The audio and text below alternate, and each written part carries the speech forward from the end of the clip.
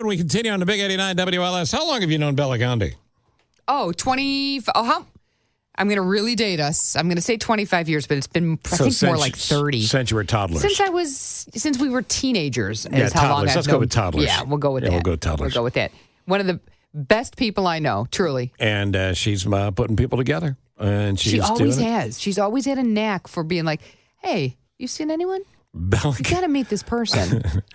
Bela Gandhi has created an amazing business called the Smart Dating Academy. You see all over the morning shows. And Steve Harvey tried to adopt you, I know, Bela, at one point. And he did.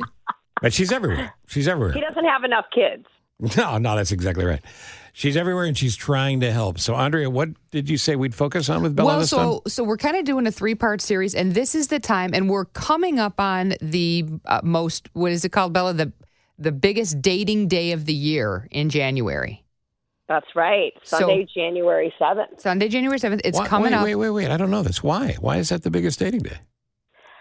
So, 2 reasons. Number one, what do we do January 1st? We make New Year's resolutions. Yeah. And almost 48%, guys, of Americans are unmarried. They're single. So what are we doing? We're vowing January 1, I'm going to do that newfangled online dating thing or whatever we're telling ourselves. Our families are saying, I want you to get out there, find the lid to your pot. So people are getting on the apps at record numbers, so 50 to 80% app membership increases. Now, Sundays are the busiest day of the week. So the busiest online dating day of the year is always the Sunday after New Year's Day, after people have made their resolutions. So Sunday, January 7th, y'all get ready. Put your seatbelts on. It's dating Super Bowl Sunday. How about that? Get back in the game. I never knew that. But Bela, so this is, and this is where you come in too, because, we're at the age, I have a very good friend from high school, got married very young. They were teenagers, didn't work out. She got remarried. They ended up having dissimilar interests, got divorced, but amicably. And now she wants to get back in the game. And she is literally saying, I don't know what to do. I have to make a profile picture. What do I do? So when people come to you, they say, I want to get back in this game at any age, whether you're, 30 or 80. What do they have to start doing when it comes to putting themselves together and their profiles together? The first thing everybody should do is have a friend look at the photos you think you're going to post. All the research shows we don't pick good photos of ourselves. Humor doesn't work in pictures. So have someone objective that is your truth teller look at your photos and tell you, yeah, that's a good photo of you. And don't just take the 6 most decent photos of you that exist in your cell phone.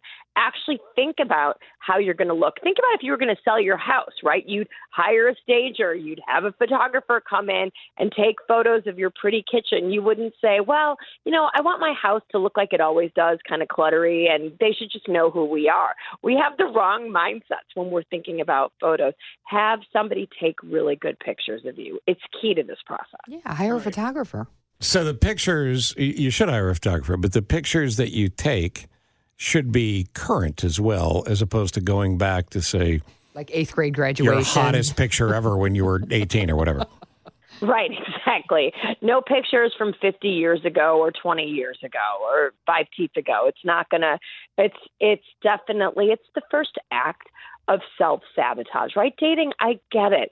You feel like you're putting yourself out there and you want to give yourself the best shot, but your best shot is have great photos of you today as you look right now. And to your point, Steve, photos should be no more than 1 year old. Okay. Now, Bela, when you do make the meeting, after you've maybe talked online for a little bit, have you had clients who've maybe gone on a date, there were no sparks, they tried again, and boom? All the time. Sometimes, Andrea, the real first date is the second date, right? You think about the first date, You might be nervous, you had a bad day, whatever it is. But if you give the person a second date, you're like, oh my gosh, this was actually fun. I can tell you so many stories, not just the second date, okay? But sometimes if you're not feeling the chemistry, wait for the 5th, the 6th, the 7th date, and it can tip over the line. It's amazing. When people come to you and you see their profiles, obviously as a professional, you avoid giggling. But what are some of the mistakes that are made outside of the picture? talking negatively in your profile, please do not contact me. If you are sleeping on your mom's couch, if you are underemployed, my favorite one that I see all the time lately is if you don't look like your photos, you're buying drinks until you do. Why do people think that doesn't make you appear to be bitchy? Yeah. I mean, seriously, I'm like, delete. Here's the favorite that nobody realizes is a red flag. When someone says in their profile, I'm not looking for drama. Usually we're like, oh, I'm not dramatic. No. What that's code for is I'm the person that's going to cause you drama. Right. Yeah, right. for sure. 100%. Bella, what are your theories on either opposites attracting or you really should have some common interests? Kind of two ends of the spectrum. So I would say you have to have the big things in common, Andrea. I'm not so worried about interests. Like, you want to play tennis, he plays tennis, you play golf, she plays golf. It doesn't really matter. That's a nice to have. What you want to have in common are who you are. What do you value? Where do you want to go in life? Where do you want to be long term? Those are the key things to think about. Do your personalities match, right? Maybe you're the more optimistic one. He's a little bit more like, oh, I need someone to pull me up. Those are great things to be complimentary on versus opposites. I think so often we say opposites attract, but then opposites clash. It's like ... 3 years later. How'd that work out? Right. Yeah, and a texter pointed this out, that one of the things they see over and over again, I guess this goes to a larger thing, which is avoid cliches and things that might be partially true or maybe not true at all about you. People continually say over and over again, I love The Office. Not the work, the series. Like this is an attractive character trait. Those type of things. Right. I mean, interesting. You'll have, fun things to talk about on your first date and your second date, and you can get into the weeds of The Office. But other than that, that doesn't really tell you much about that person. Maybe they collect cobras and you don't like cobra. Like, you don't know all of these things. So I like things that make the couple, first dates easy to talk about, but that does not necessarily make for a good relationship. You always said that, Bella. You always said that after a few dates, it should just become easy. It shouldn't be difficult or hard, or you think, oh, God, there's all these barriers. It should just be easy, right? Right. And you're both married. You have great partners, Right. Marriage is work, but it's not soul sucking. That's my wife. I think it's work. Wait, that's Steve's wife. Hold on. Surprise guest today. Let's bring her in. Let's bring her in. She's right here. But you're so right, though, Belle. Yeah, easy is key. Easy doesn't mean, okay, I want you to hear, easy doesn't mean you never have a fight.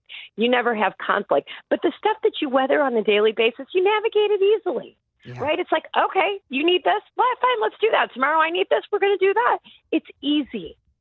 Yeah. One of the cool things that comes up from a long-term relationship that works, and it's all phases, and you're going to bottom out at some point. You fight through bottoming out, and you're going to stay together. And the reward in a long relationship to me is the stuff that used to end your evening, or the stuff that used to bug you, or it made you think about, no, I'm getting out of this. Well, it almost becomes funny at some point because you go, you're the same ass I fell in love with, so many years ago. And again, you're talking about your wife here. Yeah, and I'm also not talking about my ass. But it's worth the effort. It's worth the work. And that's why we need more information for the new 28-part series that Bella just agreed to off air just a second ago. Absolutely. We love you, Bella. I love you guys too. Get excited for peak dating season. If you're listening to this, you can do this. I've got a podcast that there's 110 episodes, maybe more, of totally free downloadable information, the Smart Dating Academy podcast. If it's not for you, share it with someone that needs it. Let's put more love into the world. And can I just say, SmartDatingAcademy.com for everything related to Bella's work. Your podcast is outstanding. Yeah. It's just easy to listen to. It's really good. It's full of information. And I think Dan Levy was your producer for a while. He is. He still is. He's great. I'll tell him we said hello. Love Dan. Invest in your love life. And I don't mean with appliances. I'm saying invest in your love life. Yes. So, right. Love you guys. Love you, Belle. I think the way She's the best. I think when I told her she had a 28-part series we were doing with her, I think the way she said no was interesting. That was it was a very nervous laugh, but one of the most positive people on the planet. No.